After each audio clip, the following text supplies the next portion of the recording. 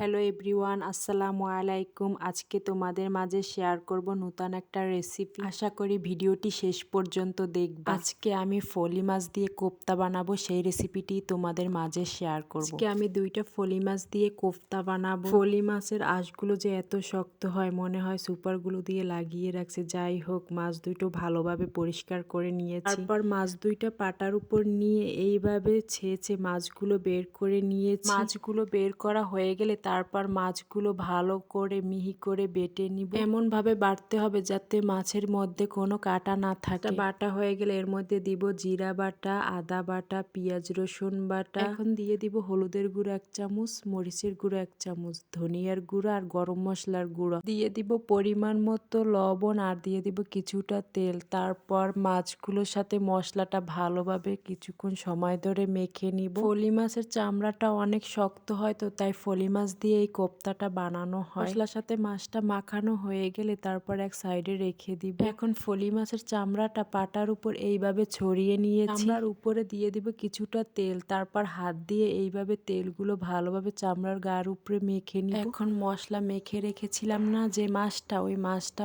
চামড়ার এক সাইডে দিয়ে দিব এরকম লম্বা লম্বা করে। তারপর চেপে চেপে মাছটা ভালোভাবে সেট করে নিব। এরকম সুন্দর করে সেট করে নিয়েছি। আর উপরে দিয়ে দিব আবার কিছুটা তেল। তারপর যে অপর সাইডে যে চামড়াটা ছিল তার উপরে এইভাবে আবার লাগিয়ে দিয়েছি। একটু সময় নিয়েই করতে হবে যাতে মাছটা খুলে না যায়। এই তো আমার দুইটা মাছ করা হয়ে গিয়েছে। এখন 1 ঘন্টার জন্য রেখে দিব। 1 ঘন্টা পর চুলায় একটা প্যান বসিয়ে দিয়েছি আর দিয়েছি পরিমাণ মতো তেল। তেলটা হালকা গরম হয়ে গেলে তারপর দিয়ে দিব মাছ দুইটা। এখন মাছ দুইটা লো আঁচে প্রায় 30 মিনিট এপাশ ওপাশ করে ভেজে নিব। এমন ভাবে ভাজতে হবে যাতে ভিতরে কাঁচা ভাবটা না থাকে। মাছটা ভাজা হয়ে গেলে তারপর তুলে নিব।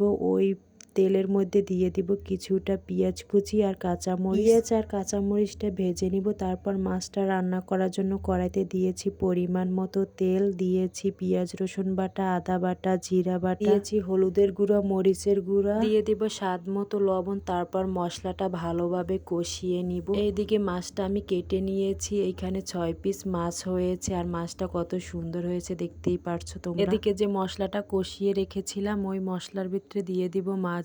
মশলার সাথে মাছটা নেড়ে চেড়ে তারপর তুলে নিব। তারপর পেঁয়াজ মরিচ ভেজে রেখেছিলাম না, সেইটা দিয়ে দিয়েছি। আমার ফলি মাছের কোফতা হয়ে গিয়েছে।